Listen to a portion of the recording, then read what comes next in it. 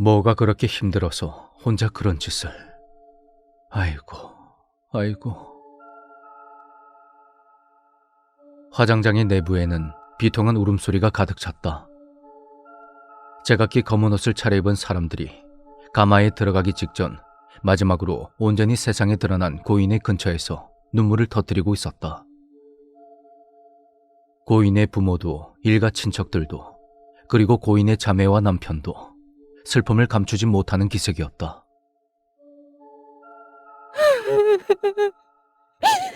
여보, 나 어떡해. 우리 수연이 이렇게 가면 어떡해. 수연아. 당신이 힘을 내야지. 어? 좀 앉자. 울어도 앉아서 울자. 차마 시신에서 눈을 떼지 못한 채 하얀 리본을 머리에 단 여인이 남편과 함께 의자에 앉았다. 놀랍게도 웅구용 수레에 실린 시신과 한치도 다르지 않은 생김새였다. 어려서 구분이 어렵도록 담는 일은 흔했지만 성인이 되고도 완전히 생김새가 일치하는 경우는 드물다. 아무리 쌍둥이라 해도 삶의 궤적이 온전히 일치하기란 어려운 까닭이다. 적어도 쌍둥이 가운데 한 사람이 적잖은 노력을 하지 않는다면. 부모님은 꽤나 곤란하셨을 것이다. 장난감 하나를 사더라도 같은 것을 한 쌍씩 사드려야 했으니 부담이 이만저만이 아니었겠지. 어느 날엔가 친구들과 싸움이 붙어 언니 쪽이 눈에 상처가 난 적이 있었다. 어린애들 싸움 같지 않게 상대는 무려 샤프를 휘둘렀고 그 심이 눈가에 박혀 자국이 생긴 것이다. 수술을 했음에도 사라지지 않은 그 자국은 어느샌가 옅어져 모종의 눈물점처럼 변했다. 그리고 동생 쪽은 당연하다는 듯 그 점까지도 따라했다. 물론 제 눈가를 샤프로 찍는 데는 큰 용기가 필요했지만 무엇이 됐든 뒤처지는 것이 더 싫었으니까. 그렇다고 아주 사이가 나빴다기보다 인생을 함께할 라이벌이라는 느낌이었다. 자매의 한 사람이 시험 점수를 잘 내면 다음 시험엔 다른 한쪽이 성적을 올리는 일이 드물지 않았다. 대개의 사람들이 생각하는 것처럼 쌍둥이가 완전히 동일한 능력을 부여받진 않는다. 두 자매의 성적 싸움은 온전히 노력의 영역이었다. 어쩌면 한 사람쯤은 다른 곳으로 눈을 돌릴 수도 있었을 것이다. 그림이나 음악 아니면 작가의 길도 좋았겠지. 하지만 쌍둥이 자매라서였을까. 두 자매는 한사코 눈을 돌리는 법을 몰랐다. 어느샌가 시작된 경쟁에서 양쪽 모두 져줄 마음 따윈 없었다. 둘 중 누가 먼저랄 것도 없이 의사가 되겠노라 마음을 먹었고 그 순간 나머지 한쪽의 장래 희망도 결정되었다. 결과적으로는 잘된 일이었다. 집에서조차 경쟁을 멈추지 않은 두 사람은 또래에 비해 월등한 성취를 이루었고 어렵지 않게 국내 최고의 대학에 장학금까지 받으며 입학할 수 있었으니까. 그때쯤 두 자매의 사이도 전보다 더 돈독해져 있었다. 마냥 믿기만 한 라이벌이 아니라 언제까지고 어깨를 나란히 하고 달릴 수 있는 페이스메이커라는 것을 누구보다도 잘 알았으니까. 그리고 무엇보다 가족이었으니까. 지나친 한묶음 취급에 질려 서로 소원해지기 쉬운 쌍둥이라지만 둘에겐 해당 사항이 없었다. 취미도 특기도 같았다. 영화나 책을 권할 때는 굳이 물어볼 것도 없이 2인분을 준비했다. 어차피 한쪽이 마음에 들었다면 다른 한쪽의 마음에도 들 것은 자명한 이치였다. 그리고 비극은 두 사람의 이성 취향까지도 한치의 오차 없이 동일했다는 데에서 시작되었다. 사실 을의 쌍둥이라고 하면 이성을 고르는 기준마저도 동일하리라 넘겨지는 사람들이 많지만 오히려 그렇지 않은 경우가 훨씬 많다. 삶을 살아가는 데 있어 완전히 동일한 두 인생이 어떻게 있을까? 당연히 한날 한시에 태어났다고 하더라도 배우자는 천차만별인 경우가 대다수다. 쌍둥이와 쌍둥이가 만나 둘 모두가 맺어지는 경우가 오죽하면 뉴스나 TV 프로그램에서 나오겠는가. 하지만 쌍둥이끼리의 유대 탓인지 혹은 두 자매 사이에 오랫동안 이어지던 경쟁 탓인지 두 쌍둥이 자매는 모두 한 사람을 좋아하게 돼버린 것이다. 키는 머리 하나쯤 더 크고 어깨는 넓었다. 생김새는 평범했지만 다정하고 사려가 깊었다. 눈치가 어두워 가끔 공 같은 면이 있었지만 그마저도 순박함으로 보일 만한 사내. 대학 선배로 만나 두 사람을 각별히 신경 써주던 그 남자. 어쩌면 굳이 쌍둥이가 아니더라도 좋아할 만한 사람이 많은 그런 사람. 어느 날 두 자매가 서로의 마음을 알게 되었을 때부터 또다시 경쟁에 불이 붙었다. 사실 워낙에 무던하고 선한 품성의 사내를 좋아하는 사람은 꽤 많았지만 자매는 오직 서로만을 경쟁 상대로 여겼다. 객관식 문제의 답지처럼 언니 아니면 동생 둘 중에 하나. 나머지는 애초에 그 사이에 끼어들 틈도 없었다. 남자의 처지는 제법 어렵게 되었다. 영화를 봐도 두 사람과 각기 한 번씩은 봐야만 했고 음식점을 가더라도 마찬가지였다. 어쩌면 한쪽을 완전히 거절하는 편이 더 좋았을 테지만 그때까지만 해도 남자는 자매가 자신을 좋아한다는 사실을 눈치채지도 못한 상태였으니 어쩔 수가 없었다. 고백은 자매 사이에 결판을 내고 난 뒤에 하자는 암묵적인 룰이 있었고 그 탓에 꽤 많이도 휘둘려야 했다. 그리고 마침내 몇 년간의 구애가 결실을 맺었다. 사태를 파악한 사내가 명확히 뜻을 정했고 당연히 대상은 오직 한 사람뿐이었다.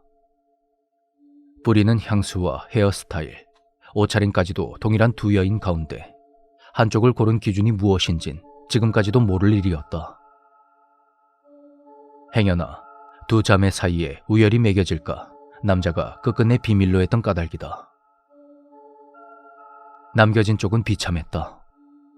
대학 시절에 철없던 생각에서는 진작에 벗어났으니 차라리 아예 다른 사람이었길 바랬다. 오히려 그랬으면 미련이 덜했으리라. 뭐가 모자라서 라는 말은 자매 사이에선 성립될 수 없는 말이었다.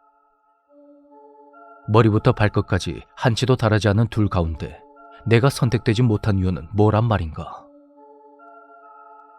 일생일대의 승부가 동전 던지기 한 번으로 결정된 듯 완전 무결한 비참함이 등을 내리누르는 기분이었다. 아무리 시간이 지나도 무참한 패배감은 사라질 줄 몰랐다.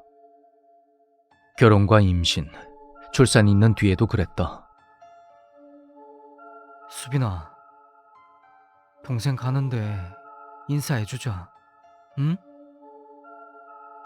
남자는 여전히 상냥한 눈빛으로 여인의 등을 두드렸다. 비척비척 일어난 수빈은 유리로 막힌 화장터의 문에 기대어 안쪽을 바라보았다.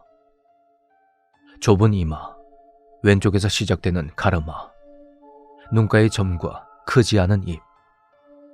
평생 보아왔던 쌍둥이 자매는 더 이상 숨을 쉬지 않고 있었다.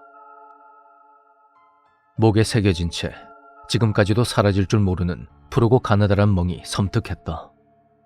줄이 감겼던 자리였다.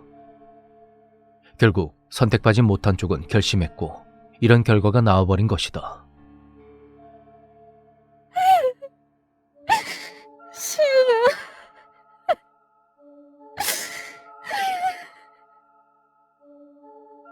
수빈은 죄책감에 몸을 떨었다. 어쩌면 자신이 양보해야 했을까? 지기 어린 마음으로 치른 경쟁은 흉터처럼 선명한 자국을 그녀의 인생에 남겼다. 남자도 못내 씁쓸하고 비통한 표정이었다. 자신의 선택이 이런 결과를 낼 줄 알았더라면 아예 다른 사람을 만나는 게 나았을 거란 생각이 떠나질 않았다. 사람의 마음이 그럴 순 없으니 어쩔 수 없는 노릇이었지만 마침내 천천히 수레가 가마 입구로 들어가기 시작했다. 식장의 통곡이 더욱더 커졌다. 아이고, 수연아, 내 딸.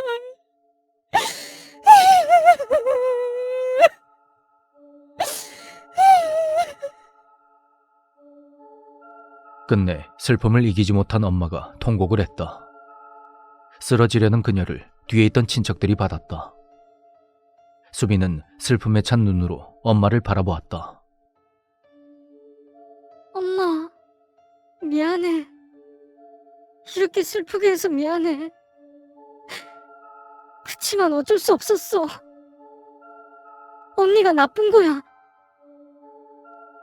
수빈은, 아니, 수연은 내심 자신의 말에 고개를 끄덕였다. 귀엽고 사랑을 쟁취한 동생은 승리감을 감추지 못했다. 그 남자를 차지한 언니는 매번 가족의 단체 채팅방에 온갖 사소한 일들을 올려댔다. 오늘은 남편과 어딜 갔어요. 누구를 만났어요. 뭘 먹었어요. 가족들은 그것이 부부 사이 금슬이 좋다는 뜻으로 알았겠지만 수연은 그것이 교묘한 자랑이란 걸 알았다.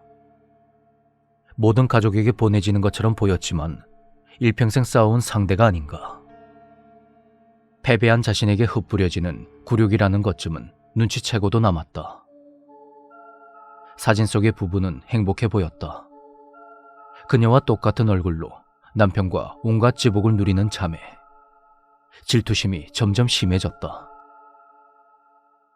나와 조금도 다르지 않은 사진 속 인물이 결코 내가 아니라는 것은 보통 사람이 상상도 할 수 없는 기묘한 열패감을 불렀다. 그러다 문득 정답이 떠오른 것이다. 똑같다면 바꾸면 되는 일이 아닌가. 어차피 누구도 눈치채지 못할 테니. 그날로 수연은 조금씩 주변에 불운한 티를 냈다. 어려울 건 없었다.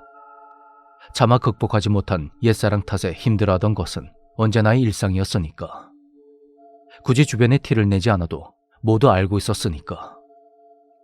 그리고 그녀는 알았다. 수연이 이렇듯 패배감을 비추면 이긴 언니가 어떻게 행동할지를. 동생을 위로해준다는 명목으로 자신을 찾아와 은연중에 승리감을 충족받기를 원하리라는 것을. 과연 언니는 그녀의 예상에서 조금 더 벗어나질 못했다.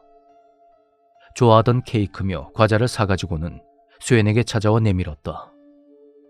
안쓰러워하고 가엾어하는 얼굴. 그러나 수연을 속일 순 없었다. 자신의 얼굴과 똑같으니 내심은 드러낸 듯 선명하게 보였다.